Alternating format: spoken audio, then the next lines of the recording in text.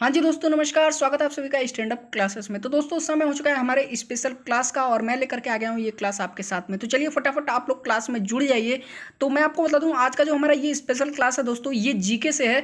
और आज जीके से हम लोग जो है हिस्ट्री में कुछ बेहद महत्वपूर्ण प्रश्न देखेंगे जो आपकी एग्जाम्स में हर बार पूछे जाते हैं। तो ध्यान दीजिएगा, ये जितना भी स्पेशल क्लास आपको साइंस जीके और करंट अफेयर्स से कराया जा रहा है, आपको कोई भी क्लास मिस नहीं करना है, क्योंकि यहाँ पे जो भी क्वेश्चंस मैं आपको कराऊंगा सब आपके जो है प्रीवियस एग्जाम्स में पूछे गए हैं। सो चलिए लेट ना करते हुए हम लोग क्लास को शुरू करते हैं। तो हिस्ट्री से यहाँ पे जो हमारा सबसे पहला और सबसे महत्वपूर्ण प्रश्न दिया गया है दोस्तों, वो है कि निम्नलिखित में से किसने सबसे पहले यूरोप को भारत से अवगत कराया था। काफ़ी इंपॉर्टेंट क्वेश्चन है। ऑप्शन देख लीजिए। ऑप्शन नंबर ए है सिकंदर, जिसे हम लोग इंग्लिश में बोलते हैं अलेक्जेंडर दी ग्रेट। ठीक है। ऑप्शन नंबर बी है अरब वासियों ने। ऑप्शन नंबर सी है ग्रीक वासियों ने, या फिर ऑप्शन नंबर डी है ईरानियों ने। तो निम्नलिखित में से जो है यूरोप को भारत से सबसे पहले किसने अवगत कराया था, तो वो था आपका सिकंदर। ठीक है। यानी अलेक्जेंडर दी ग्रेट ने जो है यूरोप को सबसे पहले भारत से अवगत कराया था। ठीक है, याद कर लीजिएगा। अगला प्रश्न देख लेते हैं। तो हमारा अगला प्रश्न है, सिकंदर के आक्रमण के दौरान, ध्यान दीजिएगा क्वेश्चन काफी इंपॉर्टेंट है। तो सिकंदर के आक्रमण के दौरान पश्चिमोत्तर भारत, जो आपका पश्चिमी इलाका है भारत का, वो कितने राज्यों में विभाजित था। ठीक है, जिसे हम लोग पश्चिमोत्तर भारत बोलते हैं, यानी पश्चिम भारत जिसे बोलते हैं। पूछ रहा है कि वो जो पश्चिम भारत है वो कितने राज्यों में जो है उसमें विभाजित था।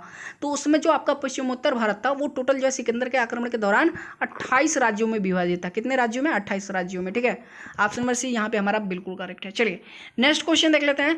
नेक्स्ट क्वेश्चन है आपका, निम्नलिखित में से कौन सा बीसी का सही संक्षेप है। ठीक है, जिसे हम लोग बोलते हैं ना इतना बीसी एगो, तो ऐसे यहाँ पे पूछ रहा है कि सही फुल फॉर्म बीसी का यहाँ पे कौन सा है। काफी आसान है लेकिन कई बार पूछा भी जा चुका है। ऑप्शन नंबर ए है birth of Christ, option number B है baby Christ, option number C है बिफोर क्राइस्ट, और ऑप्शन नंबर डी है बिफोर सेंचुरी।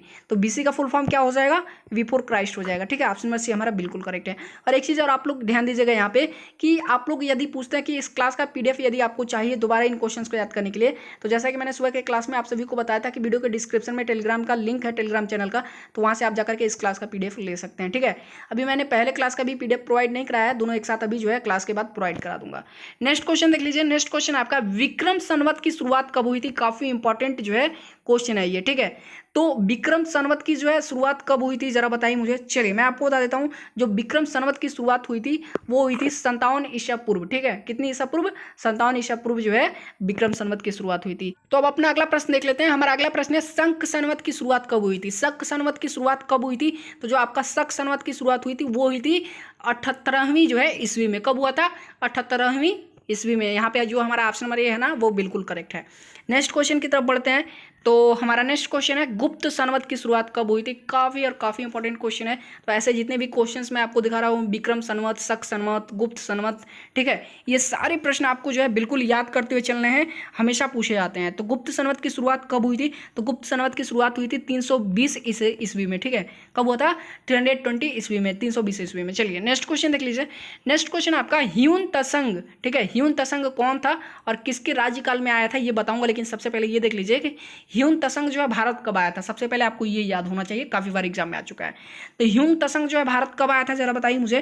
तो ह्यून त्संग जो है 629 से लेकर के 645 ईस्वी के बीच तक जो है भारत आया था। मतलब कि 629 से लेकर के 45 के बीच में जो है भारत में रहा था। 29 में आया था और 45 तक के बीच में भारत में रहा था। ठीक है, याद कर लीजिएगा। तो कब से कब तक? 629 ईस्वी से लेकर के 645 ईस्वी तक। ठीक है, याद कर लीजिएगा। चलिए नेक्स्ट क्वेश्चन देख लीजिए। नेक्स्ट क्वेश्चन है हमारा, कुतुबुद्दीन ऐबक ने कब गुलाम वंश की स्थापना की थी। काफी और काफी इंपॉर्टेंट क्वेश्चन है, 10 बार से ऊपर आपके एग्जाम में ये प्रश्न आ चुका है। तो कुतुबुद्दीन ऐबक ने जो है कब गुलाम वंश की स्थापना कब की थी? गुलाम वंश की स्थापना कब की गई थी? तो ये किया गया था 1206 ईस्वी में। कब किया गया था? 1206 ईस्वी में। यहाँ भी जो हमारा ऑप्शन नंबर डी है वो बिल्कुल करेक्ट है। ठीक है, याद कर लीजिएगा। चलिए नेक्स्ट क्वेश्चन की तरफ चलते हैं। नेक्स्ट क्वेश्चन है आपका, जोधपुर की स्थापना एक राजपूत ने सन 1459 में की थी। तो जोधपुर की स्थापना किस राजपूत ने की थी 1459 ईस्वी में? किसके द्वारा किया गया था? Option number A Rao Jodha, option number B Jodhabai, option number C Man Singh, या फिर option number D Rana Pratap. तो जोधपुर की स्थापना किस राजपूत ने की थी, जरा बताइए, 1459 ईस्वी में। तो ये किया गया था राव जोधा के द्वारा। किसके द्वारा? राव जोधा के द्वारा। तो याद कर लीजिएगा, जोधपुर की स्थापना एक राजपूत राव जोधा ने 1459 ईस्वी में की थी। Option number A is correct. Next question, our next question is, निम्नलिखित में से किसने सौराष्ट्र में एक साम्राज्य स्थापित किया था।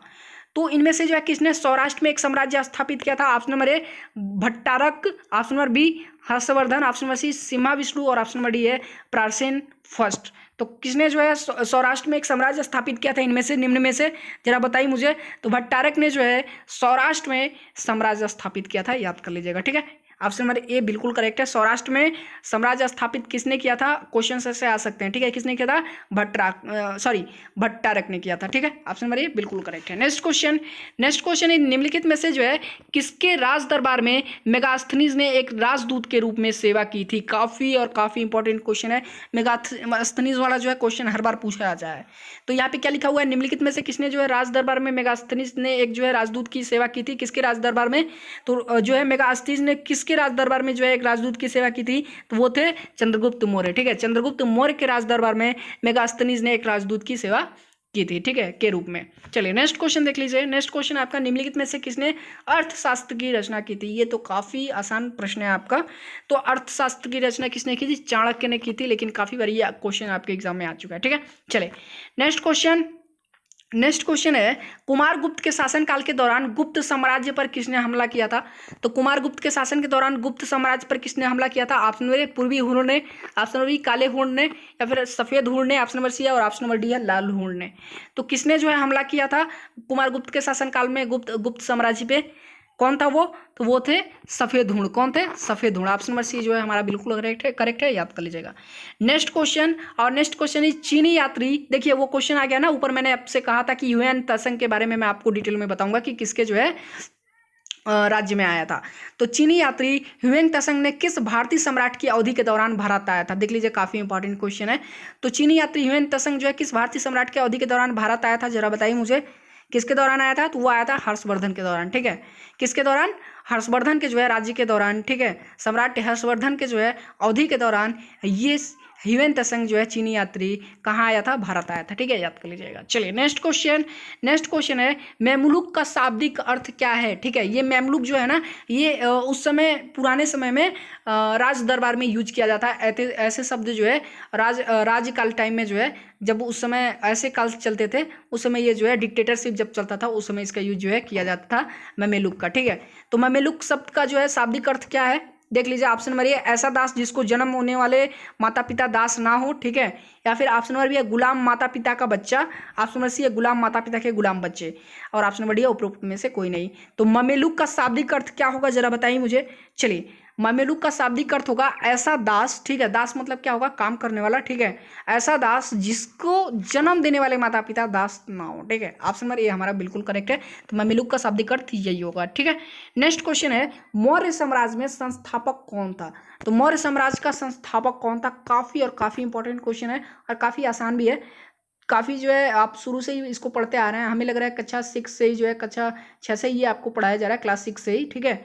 तो मौर्य साम्राज्य के संस्थापक कौन थे, जरा बताइए मुझे। चलिए चंद्रगुप्त मौर्य जो है आपके मौर्य साम्राज्य के संस्थापक थे, ठीक है। समाज मैंने बोल दिया गलती से, सॉरी। तो मौर्य साम्राज्य के जो है संस्थापक चंद्रगुप्त मौर्य थे। ऑप्शन नंबर ए बिल्कुल करेक्ट। नेक्स्ट क्वेश्चन, निम्न में से कौन सबसे पुराना वेद है। ये भी काफी आसान क्वेश्चन है, लेकिन आसान होने के साथ साथ 10 बार से ऊपर आपके एग्जाम में ये आ चुका है, नेवी और एयरफोर्स दोनों में, ठीक है। तो निम्नलिखित में से सबसे पुराना वेद कौन सा है। तो निम्नलिखित में से सबसे पुराना वेद कौन सा है, ऋग्वेद है। कौन सा है, ऋग्वेद है, याद कर लीजिएगा, ठीक है। और चारों वेद कौन कौन से हैं, सामवेद, यजुर्वेद, ऋग्वेद और अर्थवेद, ठीक है। चलिए अगला प्रश्न है हमारा, बृहदेश्वर मंदिर का जो है निर्माण किसने करवाया था। तो बृहदेश्वर मंदिर का निर्माण किसने करवाया था। ऑप्शन नंबर ए देख लिए, परनटका फर्स्ट, ऑप्शन नंबर बी अनुधारपुर, और ऑप्शन नंबर सी है राजा राज फर्स्ट, और ऑप्शन नंबर डी है राजा राज। तो बृहदेश्वर मंदिर का निर्माण किसने करवाया था, जरा बताइए मुझे। चलिए मैं आपको बता देता हूँ, राजा राज फर्स्ट ने जो है बृहदेश्वर मंदिर का निर्माण कराया था। किसने कराया था, राजा राज फर्स्ट ने। नेक्स्ट क्वेश्चन इज, पहला गुप्त शासक कौन था जिसने चांदी के सिक्कों की शुरुआत की थी। काफी इंपॉर्टेंट क्वेश्चन है। तो पहला गुप्त शासक कौन था जिसने चांदी के सिक्कों की शुरुआत की थी, बताइए मुझे। चलिए मैं आपको बता देता हूँ, वो थे कुमारगुप्त, ठीक है। कुमारगुप्त ही पहले गुप्त शासक थे जिन्होंने चांदी के सिक्के की शुरुआत की थी। जो हमारा अंतिम क्वेश्चन है और नेक्स्ट क्वेश्चन इज और लास्ट क्वेश्चन इस क्लास का, और ये क्वेश्चन आप सभी के लिए, जितने भी मुझे लोग देख रहे हैं सभी के लिए काफ़ी आसान क्वेश्चन है, ठीक है। आप लोग आसानी से इसका आंसर दे देंगे, लेकिन मैं फिर भी देखना चाहता हूँ कि कितने लोगों को जो है इसका आंसर पता है। क्वेश्चन क्या है देख लीजिए, जितने भी लोग देख रहे हैं सबको कमेंट करके इसका आंसर बताना है। क्वेश्चन है, निम्नलिखित शासकों में से किसने अंतिम नंद शासक शासक धनानंद को गद्दी से हटाकर 322 ईसा पूर्व में पाटलिपुत्र पर कब्जा किया था? काफी इंपॉर्टेंट क्वेश्चन है।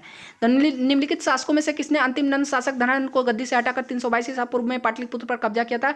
Option number A Bindusara, option B Ashoka, option number C Mahendra और ऑप्शन नंबर डी है चंद्रगुप्त मौर्य। ठीक है, तो जो सही ऑप्शन होगा आप लोग कमेंट करके जरूर बताएगा।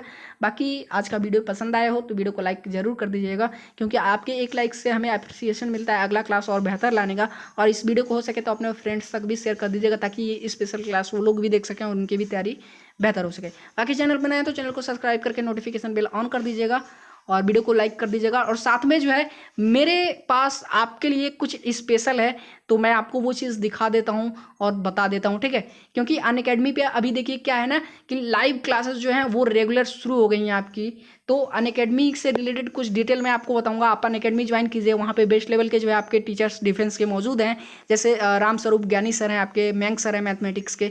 तो आप जुड़ करके अनअकैडमी से अपनी तैयारी बेहतर कर सकते हैं। चलिए देख लेते हैं। आप सभी को पता है कि वर्तमान में अनअकैडमी पूरे इंडिया का सबसे फेमस एवं सबसे बड़ा ऑनलाइन एजुकेशन प्लेटफॉर्म बन चुका है।